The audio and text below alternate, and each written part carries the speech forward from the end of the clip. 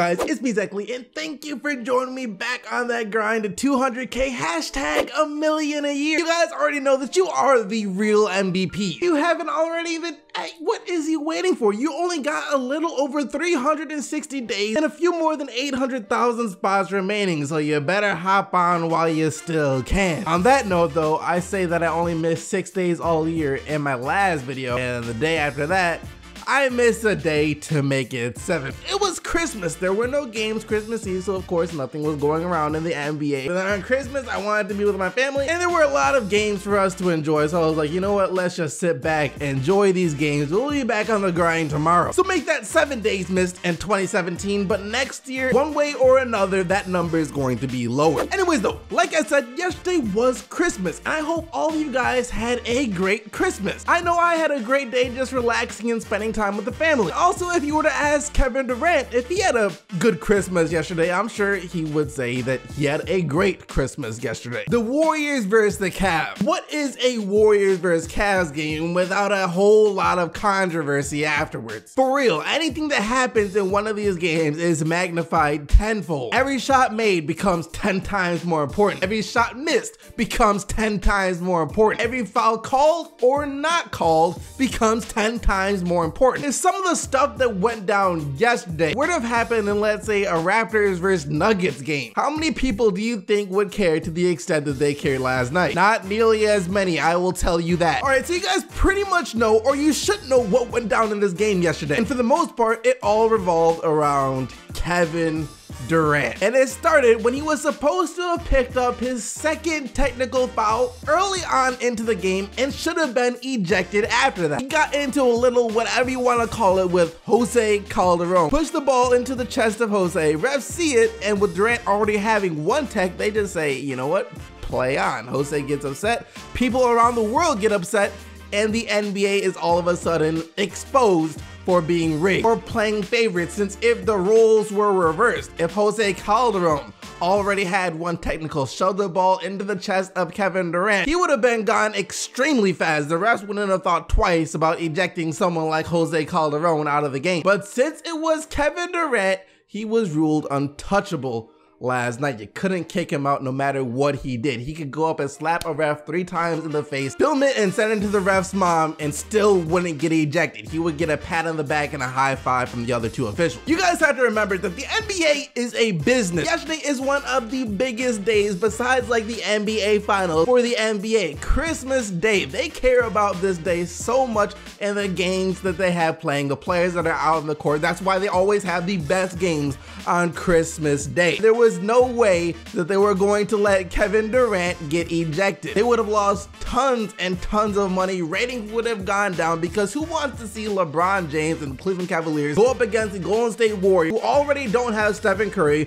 but now would be without Kevin Durant too? No one wanted to watch that. People would have turned off their TVs immediately, because what's the point? So is it fair that KD didn't get ejected from like a fairness standpoint, from a day-to-day just regular run-of-the-mill NBA standpoint? No, any other day he most likely would have been ejected. Any other day, any other team. Once again, the NBA is a business. And Kevin Durant after the game, of course, was talking about this. Well, not the whole NBA is a business thing specifically, but he talked about the whole should he have been ejected thing, and even talked about some of the Cavs players actually trying to get him ejected. Man, I understand that's a part of the rules, but they didn't want me out of the game. They didn't want to win that way. It meant nothing to me. Technically, they were trying to get me tossed. It wouldn't have felt the same if they would have gotten me tossed and they would have won that game. So I moved past that. It wasn't serious. Here's the thing. This game last night meant absolutely nothing. In the grand scheme of things, this one game between the Cleveland Cavaliers and the Golden State Warriors on Christmas Day meant nothing at all. And it's not just because both the teams weren't healthy, so we didn't get to see what the matchup would have been like if they were healthy. Even if these teams had all their players available to them, the game would still mean nothing at all because it's the freaking regular season. Even though the game meant nothing regardless of the outcome right now, it would have meant even less if the Cavs won because Kevin Durant got ejected. I'm just keeping it real. I'm not even a Kevin Durant fan. I don't like Kevin Durant. If I had to choose between LeBron James or Kevin Durant, I'm going with LeBron James. If that makes you feel some type of way, then I'm sorry. Actually, I'm not even sorry. If that makes you feel some type of way, then why? Matter of fact, I didn't even want to see Kevin Durant get ejected because the game would have lost all of its entertainment value. Once again, I don't like Kevin Durant, and even I didn't want to see him get ejected right there. He should have been, but I'm glad he wasn't. Just think about it. How would you look bragging that the Cleveland Cavaliers beat the Golden State Warriors because Kevin Durant got ejected and they didn't have Stephen Curry? How would you sound saying, see, without Kevin Durant and Stephen Curry, the Golden State Warriors don't stand a chance against the Cleveland Cavaliers? Moving on from that whole technical foul thing though, the next thing that had people upset was that Durant didn't get hit with a couple of fouls down the stretch in a close game. The most important one was a LeBron James drive that came with the Cavs down 3 and like 24 seconds left to go in the game. LeBron goes up for the layup, sees KD trying to block the shot, adjusts in midair, which causes Durant to get nothing but arms on the block attempt, and the refs don't call anything. Durant gets credit for the block and the Warriors win from there. That right there, more than the tech, I think had people outraged because that was a blatant foul. There is no universe, no dimension, no galaxy, no whatever that you can say that that wasn't a foul. And according to LeBron, KD fouled him twice during that play. One right before, obviously the overturn one, he fouled me twice, but whatever. But if you ask Kevin Durant, he didn't foul LeBron James at all during that play. It felt clean. It's probably the same play a bunch of those dudes on Twitter probably arguing about in 24-hour fitness that wasn't a foul. So. And he said we should all just keep our comments and remarks on Twitter. So keep on Twitter. It was a foul and the refs missed it. It is what it is, that's what happened. But people complain about that and say that very well could have changed the outcome of the game. The other people come back and say, how does it feel? You guys remember last Christmas when Richard Jefferson tripped Kevin Durant on the final play? Yeah, they didn't call that either, so how does it feel to not have an important foul called? I hate that argument. You can't use one foul not being called in order to justify another foul not being called. If that was the case, then no foul should ever be called. Refs miss calls all the time, and some of them are extremely obvious, maybe even more obvious than the one Kevin Durant did to LeBron James, even though it's hard to get much more obvious. I have no idea how the refs missed that, but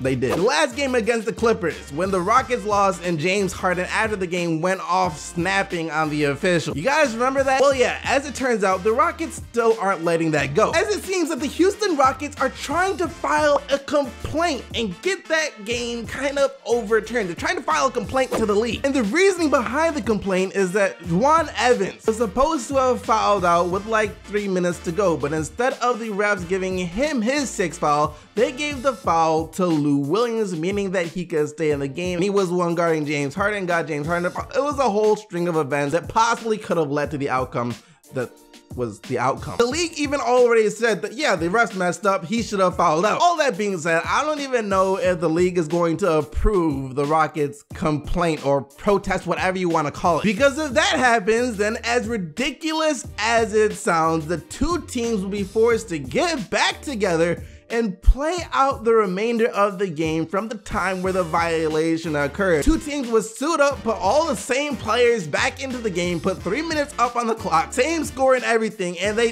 replay the end of the game. That just seems so stupid to me, but that's how these things work. I mean, Houston, I love James Harden as a player, one of my favorite players in the NBA, so of course I want to see you guys do well because I want to see one of my favorite players do well.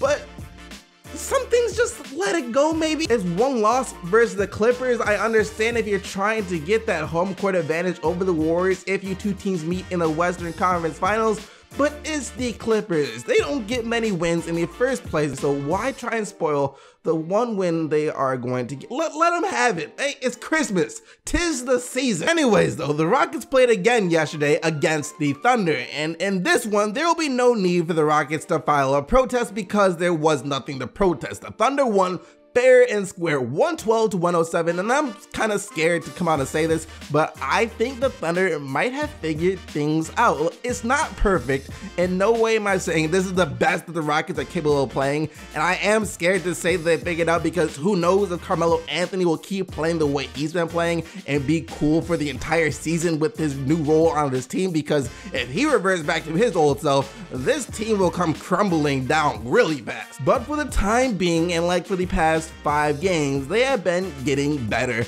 and better. 5-game winning streak for the Thunder now as Russ, George, and Anthony all played really well last night. The first time all season I believe that they all played well in the same game. 75 points combined for the big three of OKC. Keep it up.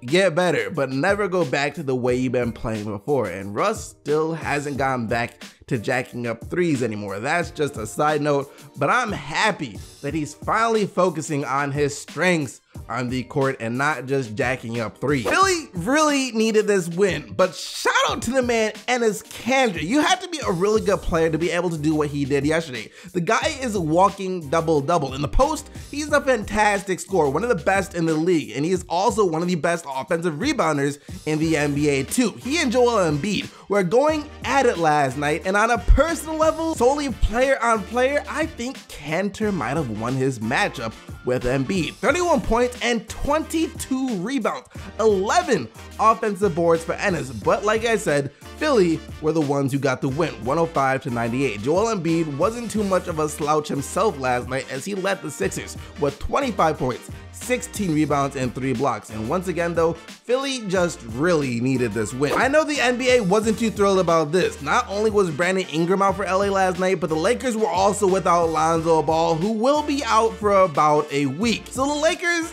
they didn't have 2 of their more interesting players to watch. Then again, the Lakers have played on Christmas Day with much worse teams before, so it wasn't the biggest deal, but still, I'm sure the NBA would have loved to have showcased a couple of young players playing for the Lakers on Christmas Day. As for the winner of the game, that was pretty much predetermined. Even more so though, once we found out LA was going to be without 2 starters. There was no question that the Wolves were going to get this win. On that note though, when was the last time that the Wolves played on Christmas Day? 121 to 104 was the final score. Towns with 21, Butler with 23, and Crawford with 19 off the bench. Kyle Kuzma continues to get buckets for the Lakers though. He had 31. Last year, this was considered somewhat of a rivalry in the Eastern Conference. It was fun to watch these 2 teams go at it just because it seemed like there was some bad blood there. But this year, the Celtics are too different of a team for it to have that same vibe. So the vibe was different, but the competitiveness of the game was still the same, as it seems it's almost always a good game whenever these 2 teams play each other. Washington got the best of Boston in Boston last night, though 111 to 103. John Wall with his best game in a while. Still not back to 100% John Wall, but I'd say he was about 80-ish% John Wall. He had 21 points and 14 assists. Bradley Beal had 25, while both Kyrie Irving and Jason Tatum scored 20 for Boston. And some nights like last night, I would love to see Jason Tatum get a little more involved in the offense. He was 7 of 9 for 20 points. On nights like that, I'd like to see him take a few more shots. That wraps up all the action from last night though. You guys can go vote for the player of the day by clicking this little card right here. Just remember though, the only players whose team won are eligible to win player of the day. And last time, you guys selected Victor Oladipo and his 38 points and 6 assists as your player of the day. Thank you guys so much for watching. Make sure to smack that like button as well as subscribe to the channel to join the quest, join the journey to 200K, as well as the hashtag #million-a-year movement, and also to stay up to date with everything that goes on in the NBA on a daily basis. But until tomorrow, keep getting the buckets from SEC, and I'm out of here. Peace.